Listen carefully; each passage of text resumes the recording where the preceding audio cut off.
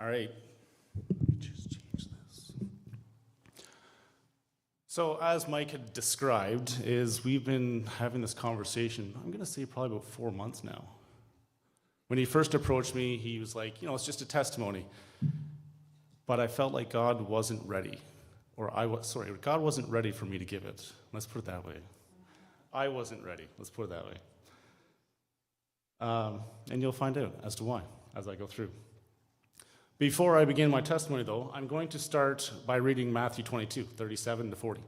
It says, "You shall love the Lord your God with all your heart, with all your soul, with all your mind, with all your strength. This is the greatest and first commandment. Second is like it. You shall love your neighbor as yourself. On these two commandments depend all the laws and the prophets." You will also find out as I read my testimony how this impacted my testimony of loving others as yourself. Because as a child, I feared rejection, acceptance by my peers, the unknown, and often isolated myself, and then judged myself for it. It's difficult to be able to love others if you can't even love yourself. So I found that I wanted to escape and found comfort in addictions. Even though I was considered intelligent and athletic, I still struggled with being acceptance and fear. I liked to lie to bend the truth and stole to get what I wanted. But I didn't like being caught. We'll put it that way. Unfortunately, at the age of 11, I was introduced to sexual sin, pornography. And then unfortunately, it has also been impacting me since. Our family did attend Blythe United Church, Living Water Christian Fellowship, and a few other things. Actually, back that up one there. My family attended Blythe United Church, and I became a Christian around the age of 13. And my conversion happened because of a live production of Heaven's Gates and Hell's Flames. I was so terrified of going to hell that I said I need to become a Christian. That kind of fits along with the rest of my childhood as well. Fear-driven. But I also wanted to be faithful during my teen years.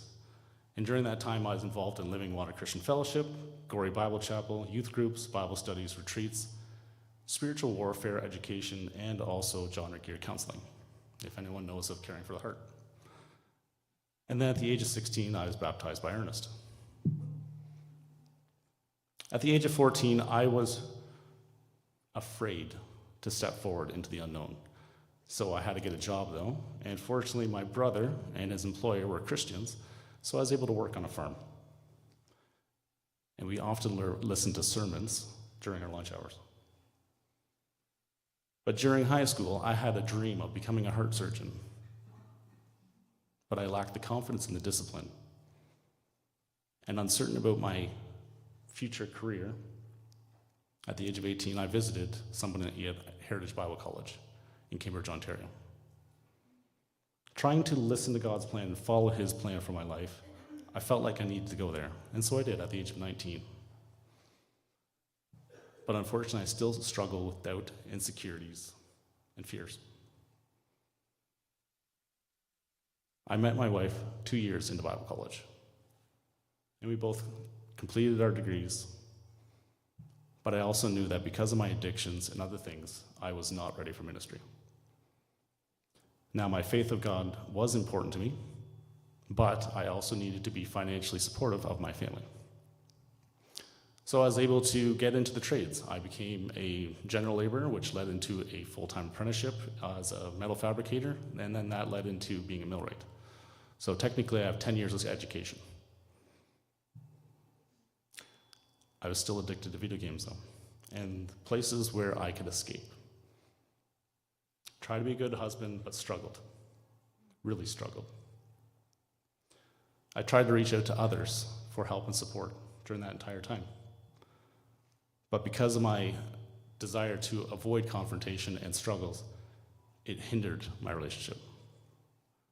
I had unmet expectations, so I slowly withdrew. Between 2010 and 2015, problems continued to persist, even after 6 children, 3 of which were miscarriages. Regardless of our problems, I was committed to the relationship because that is what I believed I was supposed to do. But by 2016, the pain hurt that I had for unresolved conflict, in addition to me isolating myself, I frequently slept in a different place. Never in the same, usually not in the same bedroom. But I still look back and I can see God's provision through the entire process, through everything. In April 2020, as COVID became a global issue, we did purchase a new house. A month previous to that, 2 months before that, I'd also had a new job. My children and wife moved into the new house. I, on the other hand, stayed in a trailer outside due to relational issues. I was angry. I was alone. I felt rejected, unwanted. And to make matters worse, in the winter of 2020, I didn't even get to move into my house. Instead, I got to move into the basement, away from my family. And then in May 2021, my ex asked for a divorce. But unfortunately, I was never allowed to tell anyone about it. She wanted to make sure it was dealt with quickly. I didn't even get to tell my parents until 6 months after. But I also I reached a breaking point where I had to tell somebody in the church. So after she told me she was leaving, I was angry, hurt, bitter, resentful, depressed, rejected. I felt like I was responsible for everything. I actually believed I was a terrible person, a terrible father, and the divorce was all my fault, that I'd failed God and my family. I also could not comprehend why I lost everything. I thought I was being a good father, thought I was being a decent husband, which also led to me starting to question everything I believed about myself and about God. I didn't lose my faith. I just started to question as to why I believed what I did. So how do I carry on from there? How do I deal with the loss of my family and the emotions I'm feeling? Because I had literally shut down emotionally before that. This was just the breaking point. So while on my face before God, on the floor, asking, I came across a verse, Ezekiel 35, 27 or 25 to 28. To summarize it, it's really that God is saying that I'm going to take your heart of stone and put a new heart of flesh within you. I'm going to take my spirit, I'm going to put my spirit within you. Here's the kicker. I'm going to put my spirit in you to teach you my laws and statutes. God was promising this to the Israelites to change their hearts, but I took it as a promise for myself as well, that he is going to put his spirit within me to teach me his laws and statutes. I began listening to sermons 24/7, nonstop, all the time. And because of this verse and also sermons by Chip Ingram, I began to realize my misconceptions about God and my faith. My experiences as a child and as I grew up impacted how I viewed God and how much I trusted him. And if anyone has ever came across me talking about these, this is where this card came from and why it is so important for me. In that summer of 2021, this is what I held on to.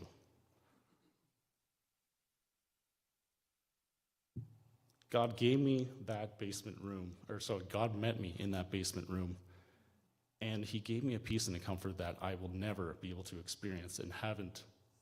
Actually, up till now, it's progressed a whole lot further, but up until that point, nothing I'd ever felt until that point had ever been like that. I've never met him like it. I no longer felt actually angry or bitter towards my wife, but sympathy and acceptance for her decisions. But I prayed for guidance and wisdom to navigate the divorce or the separation. My attitude changed 180. Quickly, 1 month afterwards, it was just a complete 180. But it still didn't change the outcome of the separation. In November 2021, I moved back in with my parents, despite having a very strained and difficult relationship for the past 10 years. But God had already, as everyone might know, dominoes. I could see the dominoes being prepared and God lining everything up. He prepared living arrangements with my parents He provided work at the salt mine. And as bitter as I was, I knew that it was a decision I needed to make. I didn't want to leave the city. It was my home. While here, I've struggled with independence, finding success for myself, identity, friendships, and even finding a new partner. Because as of today, I'm still not divorced. 2.5, almost 4 years later. I felt like I was capable of caring for myself and for my family, and now I'm back living with my parents, which seems like a very degraded way of looking and seeing life, but it is what it is. In June 2021, I struggled with spiritual gifts because I thought I knew what they were. So with this confusion, I decided to take 3 spiritual gifts tests, 3 different spiritual tests. The results were actually prophecy, teaching, and administration. That is not me at that time. And the thoughts that went through my mind is, who's going to listen to a divorced preacher? We already have enough preachers as is, so we don't need another one. But with this information, I approached Ernest in January of 2022. And he actually was encouraging about it. He's like, you know what, let's not just say we don't know what's going on. Let's talk about it. Let's try to figure out what's going on. So he reached out to a few people, and I started preaching at Heartland Community Church. That was a bad decision because I really enjoyed preaching. It was a lot of fun. Unfortunately, my term ended October 4th, 2022. The reason why is because I was charged by the Waterloo Regional Police that night. They came, they stopped, and I spent a night in jail. The day before, the Sunday before, because it happened on a Monday, I was preaching about God is love. Very appropriate to see if I learned my lesson or not. And then while I was in the prison, I was remembering Paul, how he would sing songs through all the ordeal. And I was so frustrated with myself. I'm like, why can't I remember anything? Next time, maybe. But I had learned while I was living in the basement in 2021 to trust God's character because he's always the same regardless of my circumstances. And that's what got me through that. So for 2.5 years, I have been wrestling with feelings of shame, guilt, doubt, uncertainty, my purpose, acceptance, and wanting to belong as well. I've always felt like an outcast, partially due to my fears and rejection, and also sometimes I just don't feel like I fit in. But I held on to that hope, that feeling of hope when God met me in that basement. Because of God's wisdom and mercy, I cried out for peace and amends during my entire process. But the devil was attacking with lies and deceit. The enemy comes to steal, kill, and destroy. And so I understood that he was the one that was the problem. It was not anybody else. So I needed understanding to navigate that whole process, which brought me to 1 Corinthians 1:25. The foolishness of God is wiser than men, and the weakness of God is stronger than men. So I had to learn how to, again, I refer to this card a lot. I had to start trusting who God is and who he says he is more than I can understand. He teaches me wisdom, peace, patience, and truth. So I was able to then approach life and others with that genuine love and concern. I started to change into more of a light. I was told that we need to be the light and enter that and purposely enter the dark areas of this world. But if I'm still afraid of fear, rejection, stuff like that, it's going to be very difficult for God to actually change me into those. A little bit later, we'll actually hear the verse in 2 Corinthians 4:6 about let your light shine out of the darkness. When I moved back to the area, I struggled with attending church and developing relationships because of the circumstances that happened with me. An example of my emotional state during that time was when the very first time I attended Huron Chapel. I was welcomed at the front door by a familiar face and offered to be able to get together with them outside of the church. But this was the scariest thing for me to do because I was struggling with my separation and the feeling of abandonment by previous relationships, especially people that were in the church and that I trusted. The well-intentioned offer became completely overwhelming for me, and I withdrew. But God did send a friend to me that was able to reach me where I was and was able to pull me from a cocoon of fear and self-preservation. Through that one person, I was able to trust again, to be vulnerable and deal with conflict in a healthier manner, and not run away as quickly. A couple of years ago, I did share a little bit of my struggles of what was going on with court. But I will tell you that one day I did not want to come to church. But God insisted that I do it, and I was not going to have a settled spirit until I said something. And once I said it, the peace came. And it's happened more than once. I was up here in the front, and the Spirit was just like, you need to do this. And I'm like, okay, I already know what that feels like. I'm going to do it. And once I did it, peace. So I'm trying to learn how to, instead of make excuses, to just listen. Now, I do sometimes still struggle with confidence and acceptance and not wanting to isolate myself. But God is changing that desire to run and isolate. Recently, I participated in a group session called Born to Be Free. Some might call it an addictions counseling, others might be like codependency. Amusingly, God introduced a few men who struggle with trusting others and developing emotional, deep friendships. We have learned to deal with life on our own, but struggle with trusting others. We have learned to survive because it protects ourselves. But through the wisdom and grace of God, we have developed friendships of trust and vulnerability. And if we are not surrendering everything to God, then someone's going to get kicked in the shins. So I am constantly challenged to surrender my desires, my misguided comforts like addiction, my desire to escape, and also pursuing relationships. To surrender to His greater comfort. This 13-week process changed my perception on life more than I thought, actually. I thought I had it all together going into it, and I found out I was wrong. Again, go figure. It is impacted by prayer life, my willingness to deal with spiritual warfare, my confidence, my faith, my discernment. I participated in other sessions like this, actually quite a few. But the dynamic of this group came together in such a way that God was wanting to and able to break through spiritual strongholds. He was able to deal with pains and fear and grief that we had. And I realized I'm not actually been taking my Christian role seriously. I'm no longer interested in sitting on the sidelines, saying, somebody else will do it. We are in a war. I am in a war. Let's put it that way. I am in a war with the principalities of this world. And I do not want to sit on the sidelines or in the back saying, well, I'll be the logistics coordinator. I'll be good with that one. I don't want to supervise anymore. I want to deal with the battle.